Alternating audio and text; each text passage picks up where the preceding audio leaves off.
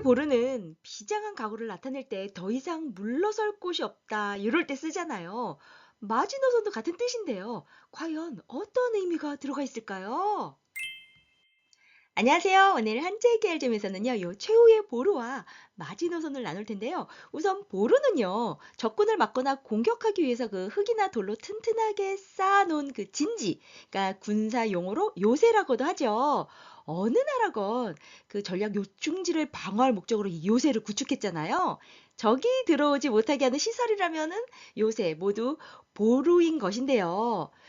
우리의 역사를 보면 정말 전쟁의 역사였잖아요. 이 최후의 보루와 마지노선은 그런 전투 문화의 흔적이 아닐까 싶습니다. 자세히 들여다보도록 하겠습니다. 우리가요, 정말 비장함을 강조할 때 최후의 보루다 아니면은 마지막 보루 이렇게 표현을 하는데요. 여러 보루 중에서 마지막 보루만 남았다라는 건 더 이상 물러설 곳이 없다라는 그런 절박한 상황인 거죠. 그런 비장함이나 각오를 뜻하는데요. 이 보루는요, 오늘날에는 가장 튼튼한 발판이나 지켜야 할 대상을 비유적으로 이르는 말로도 씁니다. 이 최후의 보루와 유사한 말이 또 마지노선이잖아요. 여러분, 마지노가 사람 이름인 거 아셨나요?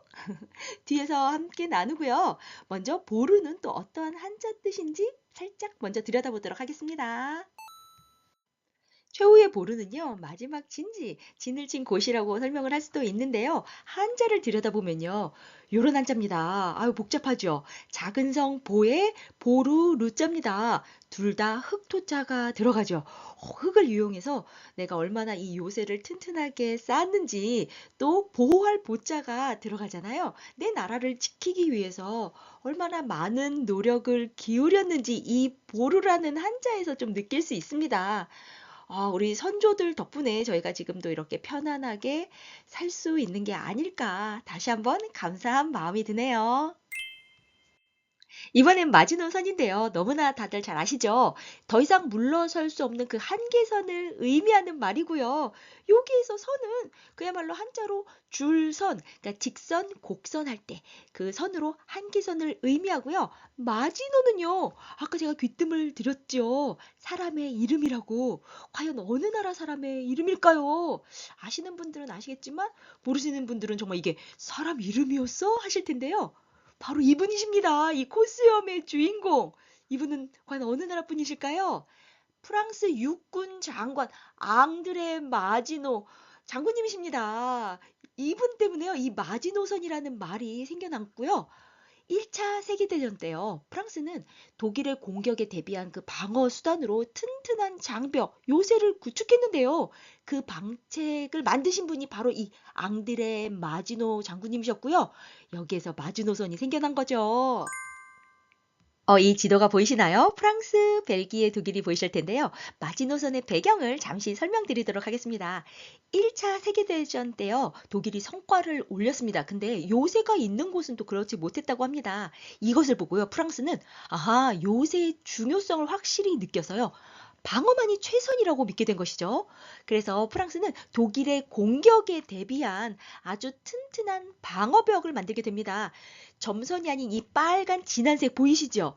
여기가 바로 마지노 선입니다. 마지노 장군이 계획한 그 마지노 선인데요.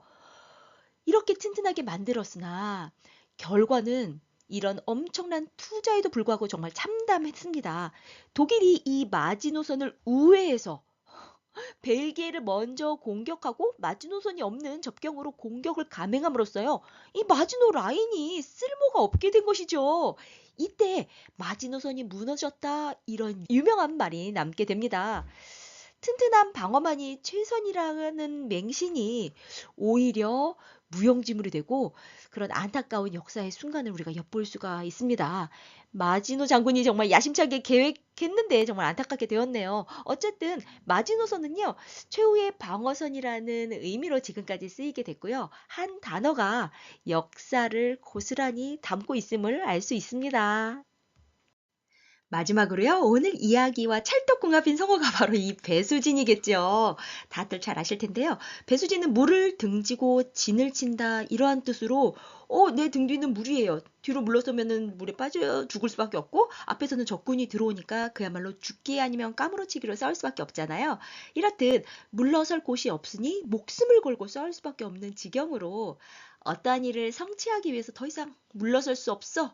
이러한 각오를 비유한 말이 바로 배수진입니다. 오늘 한자 읽기 할 점이 어떠셨나요? 긴장감이나 이 한계선 이런 거보다는 스트레스 없이 항상 편안한 마음이셨으면 좋겠습니다. 오늘도 유익하셨으면요, 구독과 좋아요도 부탁드리고요. 항상 마음 편히 건강하시기만을 응원드립니다. 감사합니다.